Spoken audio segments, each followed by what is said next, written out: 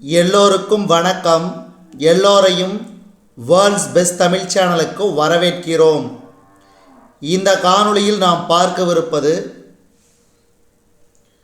தினசரி நடப்பு நிகழ்வுகள் 24 டிசம்பர் 2024, 25 டிசம்பர் 2024 மற்றும் 26 டிசம்பர் 2024 ஆகிய 3 தினங்களுக்குரிய தினசரி நடப்பு நிகழ்வுகள்.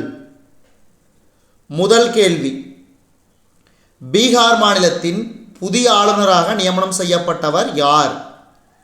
பீகார் மாநிலத்தின் புதிய ஆளுநராக நியமனம் செய்யப்பட்டவர் யார்? இதுக்கு சரியான விடை ஆப்ஷன் ஏ, ஆரிஃப் முகமது கான். ஆரிஃப் முகமது கான். இரண்டாவது கேள்வி, கேரள மாநிலத்தின் புதிய ஆளுநராக நியமனம் செய்யப்பட்டவர் யார்? கேரள மாநிலத்தின் புதிய ஆளுநராக நியமனம் செய்யப்பட்டவர் யார்? Option B, Rajendra Vishwanath Arlekar. ராஜேந்திர விஸ்வநாத் அர்லேக்கர். அடுத்து மூன்றாவது கேள்வி, மணிப்பூர் மாநிலத்தின் புதிய ஆளுநராக நியமனம் செய்யப்பட்டவர் யார்? மணிப்பூர் மாநிலத்தின் புதிய ஆளுநராக நியமனம் செய்யப்பட்டவர் யார்? அஜய்குமார் பல்லா. அஜய்குமார் பல்லா. அடுத்து, ஒடிசா மாநிலத்தின் புதிய ஆளுநராக நியமனம் செய்யப்பட்டவர் யார்? ஒடிசா மாநிலத்தின் புதிய ஆளுநராக நியமனம் செய்யப்பட்டவர் யார்? ஹரிபாபு கம்பம்பட்டி. ஹரிபாபு கம்பம்பட்டி. மிசோரம் மாநிலத்தின் புதிய ஆளுநராக நியமனம் செய்யப்பட்டவர் யார்? V K Singh. V K Singh. அடுத்து, தேசிய மனித உரிமைகள் ஆணையத்தின் புதிய தலைவராக நியமனம் செய்யப்பட்டவர் யார்? தேசிய மனித உரிமைகள் ஆணையத்தின் புதிய தலைவராக நியமனம் செய்யப்பட்டவர் ஆப்ஷன் ஏ, வே சுப்பிரமணியன். இந்த கேள்வியை வேறு மாதிரியாகவும் கேட்பாங்க, ஞாபகம் வச்சுங்க. அடுத்த 2 கேள்வி அந்த மாதிரி நான் ப்ரிப்பேர் பண்ணியிருக்கிறேன். தேசிய மனித உரிமைகள் ஆணையத்தின் எத்தனையாவது தலைவராக வே சுப்பிரமணியன் நியமனம் செய்யப்பட்டார்? தேசிய மனித உரிமைகள் ஆணையத்தின் எத்தனையாவது தலைவராக வே ராமசுப்பிரமணியன் நியமனம் செய்யப்பட்டார்? 9வது தலைவராக. அடுத்து, இந்த மாதிரியான கேள்வி கேட்பாங்க. தேசிய மனித உரிமைகள் ஆணையத்துக்கு தமிழகத்திலிருந்து தேர்வு செய்யப்பட்ட முதல் தலைவர் யார்? வே ராமசுப்பிரமணியன். வே ராமசுப்பிரமணியன். அடுத்து, இந்திய சேர்க்கை பள்ளியியல் கழகத்தின் புதிய தலைவராக தேர்வு செய்யப்பட்டவர் யார்? இந்திய சேர்க்கை பள்ளியியல் கழகத்தின் புதிய தலைவராக தேர்வு செய்யப்பட்டவர் வி ஆனந்த்குமார். வி ஆனந்த்குமார். இன்னுயிர் காப்போம் நம்மை காக்கும் 48 திட்டத்தின் கீழ் வழங்கப்படும் கட்டணமில்லா சிகிச்சை எவ்வளவு தொகையாக உயர்த்தப்பட்டுள்ளது? இதுக்கு சரியான விடை 2 லட்சம். 2 லட்சம். அடுத்து, மத்திய பிரதேச மாநிலத்தில் கென் பெட்வா நதிகள் இணைப்பு திட்டத்துக்கு அடிக்கல் நாட்டியவர் யார்?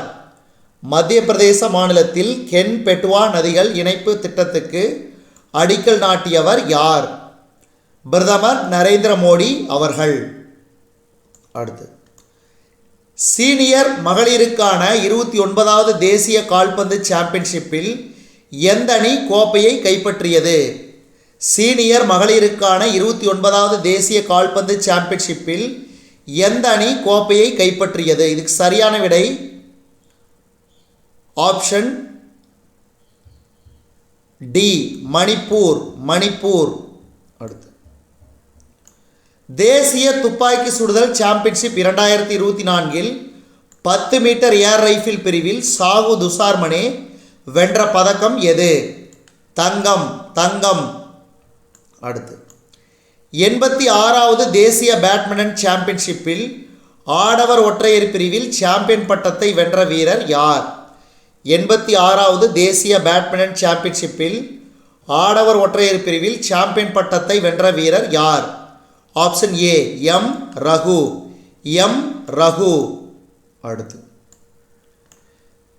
பிஆர்எஸ்ஐ அமைப்பின் 46வது தேசிய மாநாடு எங்கு நடைபெற்றது? பிஆர்எஸ்ஐ அமைப்பின் 46வது தேசிய மாநாடு எங்கு நடைபெற்றது? ராய்ப்பூர். அடுத்து, சமீபத்தில் காலமான ஷியாம் பெனகல் எந்த துறையுடன் தொடர்புடையவர்? சமீபத்தில் காலமான ஷியாம் பெனகல் எந்த துறையுடன் தொடர்புடையவர்? சினிமா. அடுத்து, சமீபத்தில் காலமான எழுத்தாளர் எம்.டி. வாசுதேவன் நாயர் எந்த மொழியுடன் தொடர்புடையவர்? சமீபத்தில் காலமான எழுத்தாளர் எம்.டி. வாசுதேவன் நாயர் எந்த மொழியுடன் தொடர்புடையவர்? மலையாளம். அடுத்து, முன்னாள் பிரதமர் வாஜ்பாயின் தபால் தலை மற்றும் நாணயத்தை வெளியிட்டவர் யார்? முன்னாள் பிரதமர் வாஜ்பாயின் தபால் தலை மற்றும் நாணயத்தை வெளியிட்டவர் யார்? இதுக்கு சரியான விடை பிரதமர் நரேந்திர மோடி அவர்கள். அடுத்து, எந்த நாட்டில் பயணிகள் விமானம் தரையில் மோதி வெடித்து விபத்தானது? கஜகஸ்தான். கிட்டத்தட்ட 38 பயணிகள் உயிரிழந்தனர் இந்த விபத்தில். அடுத்து, 10,000 புதிய கூட்டுறவு சங்கங்களை தொடங்கி வைத்தவர் யார்? 10,000 புதிய கூட்டுறவு சங்கங்களை தொடங்கி வைத்தவர் யார்? இதுக்கு சரியான விடை ஆப்ஷன் பி, மத்திய உள்துறை அமைச்சர் அமித்ஷா. அடுத்து, ராஷ்டிரபர் வலைதளத்தை எந்த அமைச்சகம் அறிமுகம் செய்தது? ராஷ்டிரபர் வலைதளத்தை எந்த அமைச்சகம் அறிமுகம் செய்தது? மத்திய பாதுகாப்பு அமைச்சகம். அடுத்து, மத்திய வருவாய்த்துறையின் புதிய செயலாளராக நியமனம் செய்யப்பட்டவர் யார்? மத்திய வருவாய்த்துறையின் புதிய செயலாளராக நியமனம் செய்யப்பட்டவர் யார்? இதுக்கு சரியான விடை அருணீஷ் சாவ்லா. அடுத்து, 23வது கேள்வி, ஒவ்வொரு ஆண்டும் நல்லாட்சி தினம் எப்போது கடைபிடிக்கப்படுகிறது? ஒவ்வொரு ஆண்டும் நல்லாட்சி தினம் எப்போது கடைபிடிக்கப்படுகிறது? டிசம்பர் 26. அடுத்து, அமெரிக்காவின் தேசிய பறவையாக அதிகாரப்பூர்வமாக அறிவிக்கப்பட்ட பறவை? வெண்தலை கழுகு. இந்த மசோதாவுக்கு அமெரிக்காவின் அதிபர் ஜோ பைடன் அவர்கள் ஒப்புதல் வழங்கியுள்ளார். இதுவரைக்கும் நம்ம இந்த காணொளி வாயிலாக பார்த்தது தினசரி நடப்பு நிகழ்வுகள் 24 டிசம்பர் 2024, 25 டிசம்பர் 2024 மற்றும் 26 டிசம்பர் 2024 ஆகிய 3 தினங்களுக்குரிய தினசரி நடப்பு நிகழ்வுகள். இந்த காணொளி உங்களுக்கு பிடிச்சிருந்துச்சுன்னா லைக் பண்ணுங்கள், கமெண்ட் பண்ணுங்கள். மறக்காமல் இந்த காணொளியை உங்கள் நண்பர்களுக்கும் மற்றவர்களுக்கும் ஷேர் பண்ணுங்கள். மேலும் புதிய காணொளிகளுக்கு நம்ம வேர்ல்ட்ஸ் பெஸ்ட் தமிழ் சேனலோடு இணைந்திருங்கள். தொடர்ந்து நம்ம வேர்ல்ட்ஸ் பெஸ்ட் தமிழ் சேனலுக்கு சப்போர்ட் பண்ணுங்கள். நன்றி.